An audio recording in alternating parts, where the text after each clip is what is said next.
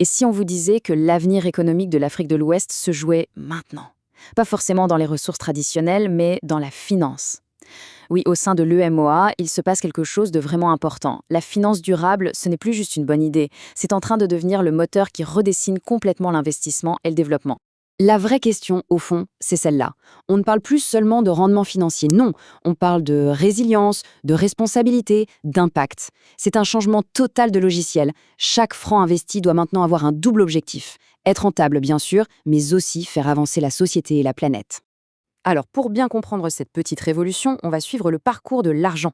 On va commencer par le contexte mondial, puis on va zoomer sur les règles du jeu propres à l'UMOA, on verra ensuite comment les banques se bougent, avec un cas très concret au Sénégal, et on finira par se demander, et demain, ça ressemble à quoi cet écosystème? Allez, c'est parti. Bon, première chose à comprendre, la finance verte en Afrique de l'Ouest, ça ne sort pas de nulle part. C'est une immense vague mondiale poussée par des trucs très sérieux, comme les objectifs de développement durable de l'ONU ou l'accord de Paris sur le climat. En gros, ces grands accords poussent l'argent du monde entier à chercher des destinations plus responsables.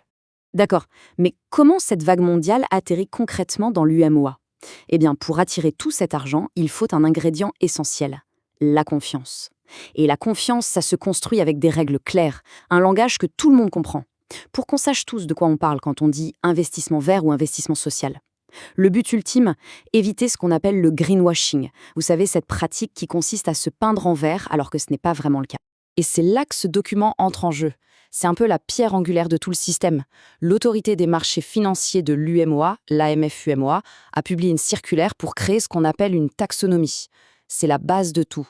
Une taxonomie, qu'est-ce que c'est que ce mot barbare? En fait, c'est tout simple. Imaginez une sorte d'étiquette nutritionnelle, mais pour les investissements. C'est un dictionnaire officiel qui dit ça c'est vert, ça c'est social.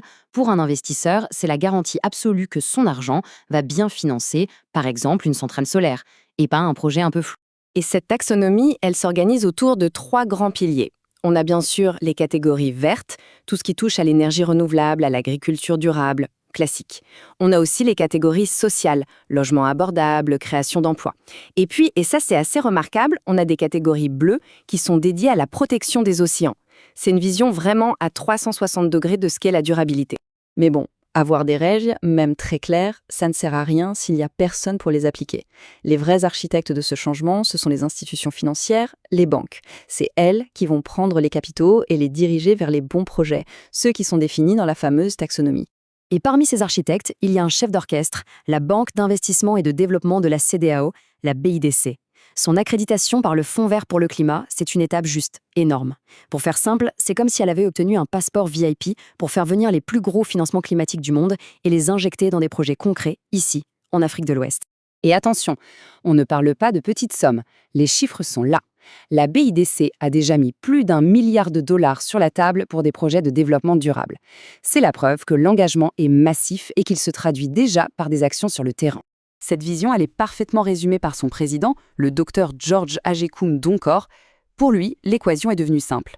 La croissance économique et la protection de l'environnement, ce ne sont plus des adversaires. Au contraire, ce sont des alliés qui se renforcent mutuellement.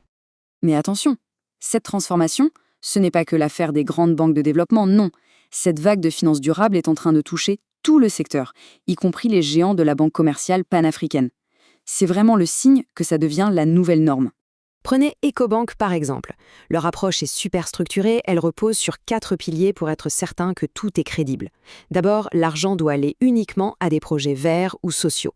C'est non négociable. Ensuite, les projets sont choisis via un processus très strict. Troisièmement, la gestion de l'argent est totalement transparente. Et enfin, chaque année, ils publient des rapports pour montrer où va l'argent et quel est son impact. C'est du solide. Bon, assez de théories, de règles et de grands cadres. Allons voir comment tout ça prend vie sur le terrain. On part au Sénégal pour un projet qui change la vie des gens, pour de vrai. Tout commence avec ce chiffre. 3 milliards de francs CFA. C'est l'investissement de départ de la Banque nationale pour le développement économique du Sénégal, la BND. Ils ont mis cet argent dans un tout nouveau projet, un fonds vert pour l'habitat social. Et alors, à quoi ils servent ces 3 milliards? Ils ont 3 buts bien précis. 1. Financer des logements écolos. 2. Faire baisser l'empreinte carbone de tout le secteur de la construction. Et 3, et c'est peut-être le plus important, faire en sorte que ces logements soient accessibles aux familles qui n'ont pas de gros revenus. C'est vraiment l'alliance parfaite entre le vert et le social. Et ce qui est vraiment malin, c'est que ce n'est qu'un début. Ces 3 milliards, c'est juste une phase de test, un projet pilote. L'ambition, à la fin, c'est de faire grossir ce fonds jusqu'à 50 milliards de francs CFA. On voit bien l'idée.